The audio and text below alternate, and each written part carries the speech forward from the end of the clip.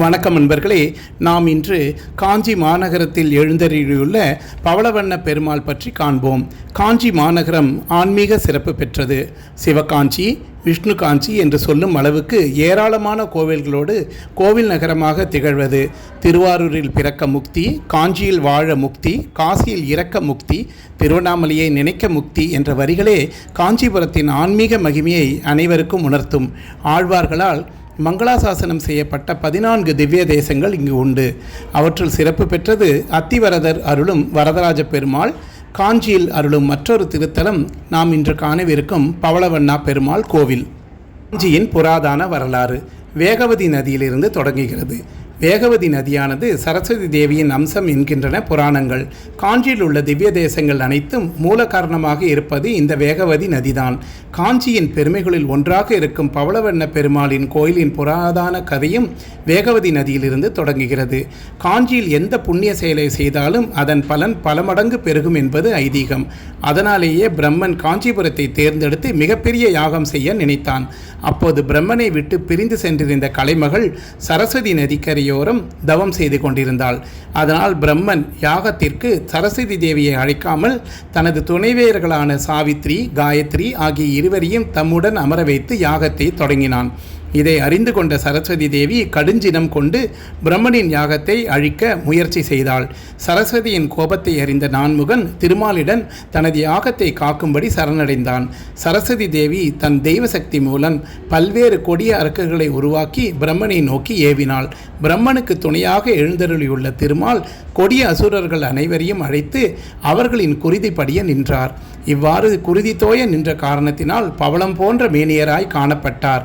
அவ்வாறு பவளம் போல பெருமாள் எழுந்தருளியுள்ள திருத்தலமே திருப்பவளவண்ணம். இவருக்கு பர்வாலேச பெருமாள் என்ற பெயரும் உண்டு.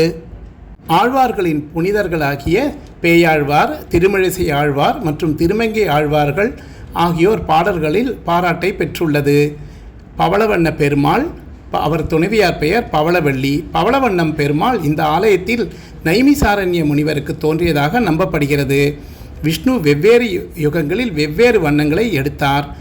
கிருதயுகத்தில் சத்தியயுகத்தில் வெண்மையாக இருந்தார்.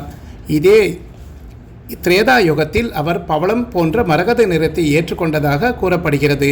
தற்போதைய கலியுகத்தில் இறைவன் நீல நிறமாக மாறினார். அவர் அஸ்வினி கடவுளுக்கு முன்பு மரகத நிறத்தில், அதாவது பவளத்தில் தோன்றியதாகவும், அவர் பவளவண்ணம் மரகத நிறத்தில் உள்ள இறைவன் இக்காலத்திலும் புகழ்பட பாடப்படுகிறார். கிரானைட் சுவர்களுக்குள் சூழப்பட்ட இந்த கோவில் 7 நிலை ராஜகோபுரம், நுழைவு கோபுரம் மற்றும் 2 குளங்கள் உள்ளன.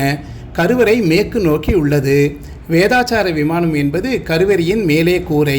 பவளவள்ளி தேவி, ராமர், சீதா, ஹனுமன் மற்றும் கருடன், விஷ்ணுவின் பறவை மலை மற்றும் ஆழ்வார்கள் போன்ற தெய்வங்களுக்கு தனித்தனி சன்னதிகள் உள்ளன. மேற்கு நோக்கி 5 நிலை ராஜகோபுரத்துடன் கோவில் அமைந்துள்ளது. இடதுபுறத்தில் ராஜகோபுரத்தின் முன்பு மணவாள மாமுனி சன்னதி ஒரு மண்டபத்தில் உள்ளது.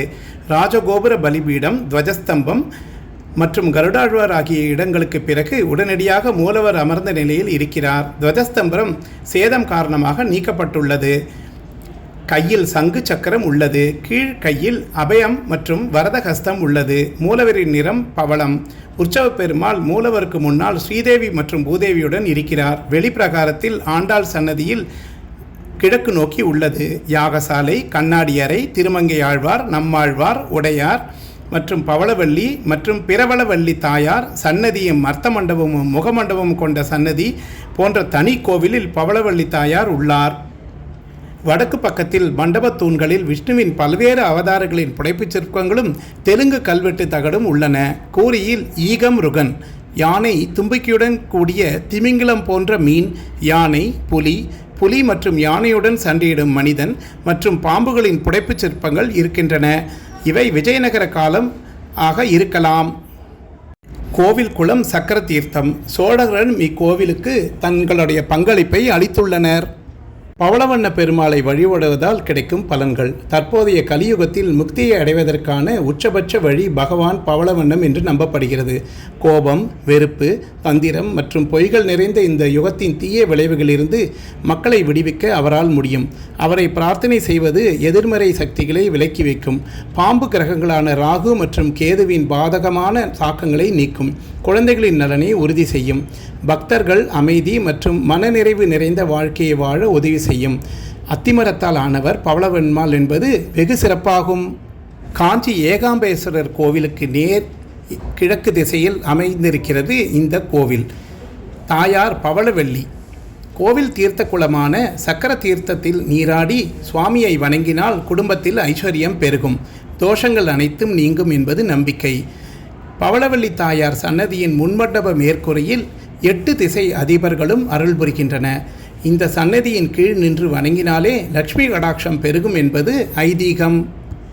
குழந்தை பேர் இல்லாதவர்களுக்கு மிக சிறந்த பரிகார தலமாக விளங்குகிறது. இங்கு அருள் புரியும் சந்தான கிருஷ்ணரை வழிபட்டால் குழந்தை பேறு கிட்டும் என்று பக்தர்கள் நம்புகிறார்கள். இவருக்கு எதிர் திசையில்தான் பச்சை வண்ண பெருமாள் ஆலயமும் அமைந்துள்ளது. பச்சை வண்ண பெருமாள் தனித்த திவ்ய தேசமாக இல்லாவிட்டாலும் பவளவண்ண பெருமாளை வணங்கிவிட்டு பச்சை வண்ண பெருமாளை வணங்குவது மரபாக கருதப்படுகிறது. 2 தலங்களும் ஒரே தலமாக பச்சை வண்ணர் பவளவண்ணர் என்று அழைக்கிறார்கள் பக்தர்கள்.